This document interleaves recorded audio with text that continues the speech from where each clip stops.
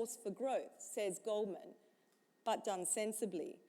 Goldman's analysis acknowledges that coal will also be part of India's economic future for some time. So this cross-border global view is recognition of the ambition that India must hold for itself, not just in India, but globally. For Indian mining companies and workforces, they will continue, as I already am seeing across the world, to mobilize, and they will in the next decade and beyond. And this will be quite important because they will be needed across the world, particularly in those jurisdictions which offer mutually beneficial opportunities supporting economic prosperity. And this, along with many other compelling reasons, and this is no secret, as I've made true and publicly vocal on this observation, is why India must rise to the global fore on coal and lead this narrative.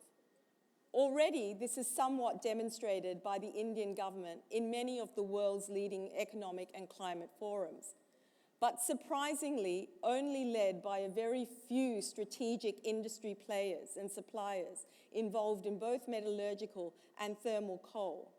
We are, of course, very grateful for the prominence of Coal India, who has come on board to lead this charge. Concerning that mostly, though, we do not still have enough of the Indian players. The narrative is still led by others who are vested in outcomes which are counterproductive and/or are just simply not beneficial to India's agenda. And these are the kinds of criticisms and contradictions that I deal with in my global role on a daily basis. These observations, which are afforded to me because of positions like mine that maintain a view from a global balcony where I have a line of sight to these players and the interwoven sectors. In my opinion, this is somewhat the fault of coal. We have a lack of unified coal supply chain globally. And I'm sure you can share with me many examples of this, even in your domestic environment. But it is the key challenge, in my humble view, for the future of coal and in any sustainable economic and net zero transition. India reminds me that when I look to coal, I must acknowledge that it is an ecosystem which plays a pivotal role in meeting India's economic development, whether it be power generation, steel, cement production, renewables, fertilizers, chemicals, and all of the above, all necessary to further the advancement of the Indian economy and its citizens. With vast coal reserves, you have an energy independence that many could only hope for. It is not the quality of your coal that you should be focused on. It is the opportunity to make it efficient in power and/or transform it beyond its traditional applications. I have just come from a US roadshow where I spent a week in Washington speaking with many of the key senior government officials on Capitol Hill. They have relayed concerns on the state of fossil fuel policies in the nation, and in particular, that energy policy derived through populist public sentiment, which is not grounded in reality and has created vulnerability, compromising their energy security, something they thought they had dealt with in the past. This energy security and energy affordability, in turn, adversely impacts the US international competitiveness and self-reliance. These are the coming issues for the US, but also many other nations in the developed markets.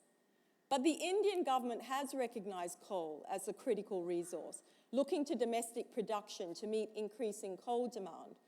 Signs of peak coal are not evident even with India's ambitious goals of building 500 gigawatts of non-fossil fuel generating capacity by 2030.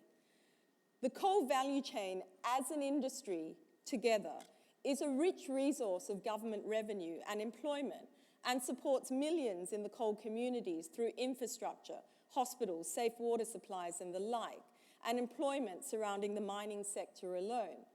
Of course, there is more that can be done and should be done, but the current and future contribution should not be dismissed, but rather underscored. In recent years, India has been investing in clean coal, actively upgrading of plants through the renovation and modernization program. And this serves as an example to the countries in the global north. Much of the criticism of coal power is about old technology, which is simply not existing today. We have new technology that can actually clean up coal. And the evolution of the Indian coal fleet also included retiring subcritical units and deploying high-efficiency plants to raise the overall efficiency of its fleet is good. Efficiency is key here. Many jump to CCS and CCUS, but to get it to this stage, you must first embed high efficiency, which immediately gives you a commercial benefit, which then sets you up for any other process like CCS. It is also poised, as we know, the government, to substantially invest $54.5 billion earmarked for abated coal projects over the next decade. And the National Coal Gasification Mission is a crucial component of this strategy. Gasification remains very interesting to many nations around the world, even developed ones. Exciting new opportunities such as hydrogen production from coal can be used, as we all know, as a clean, carbon-free fuel. Also, it can be processed into chemicals indispensable to modern society, such as methanol, a chemical building block for plastics, ethanol, an industrial chemical or even alcohol for beverages, and ammonia for fertilizer production. More than half of what we eat today is made possible from mineral fertilizers, of which natural gas-based hydrogen is a major contributor. And we know when the natural gas market experiences a shock, so does the fertilizer market. Food is the next big issue that we'll be dealing with. Coal-derived ammonia is also a synthetic petrochemical and a carbon-free fuel for fossil fuel power generation. And coal and its byproducts, in terms of critical minerals and rare earth elements, which can be easier and less expensive than extraction of mineral ores, is gaining much momentum. Combined with carbon capture, utilization, and storage, the future of coal-derived blue hydrogen could turn India into a world-class leader in a new era for carbon-free power industrial processes. But let me reinforce once again, as the UN Sustainable Development Goal 7 reminds us, energy efficiency, the building block for the future coal ecosystem, is achieving this efficiency. Energy efficiency in all aspects must be attained, and it is upon the supply chain to help us to do this. If any aspect of the coal supply chain impacts efficiency directly or indirectly, including supporting infrastructure and transport, then we are, in effect, degrading and compromising our sector. This coal ecosystem mindset is what we believe is the future coal direction. It is not solely a vision for India, but rather for the world, particularly coal-consuming and producing nations. It's a vision where there is no energy poverty, only prosperity. And it's a vision of abated and other coal solutions which support pre-combustion, combustion, and beyond combustion sectors in coal. It focuses on innovation. It dissolves national and international boundaries, forming international joint ventures to achieve common goals. It challenges the models and the structure of the coal value chain, looking to new ways of integrating. It looks constantly to transformation to underpin our existence for another century. It does not reinforce any narrative which calls for a transition away from coal. It does not seek to survive, it seeks to thrive through transitioning towards fossil fuel solutions, notably for us in coal, abated coal, and the existing and new technologies that propel this transition. It expands the definition of abatement to truly encompass all opportunities to help us eliminate pollutants and emissions. Its zero emissions aspirations do not compromise security, reliability, and affordability of energy. It looks to the UN Sustainable Development Goals for guidance in responsible investment. What is unfolding around the world today is a reckoning with reality. And this is good and overdue. and there is more of this to come. Let me reference two thought leaders who are not populist in their view. Bjørn Lomborg, a distinguished Danish author and president of the think tank Copenhagen Consensus Center, recently highlighted a crucial perspective.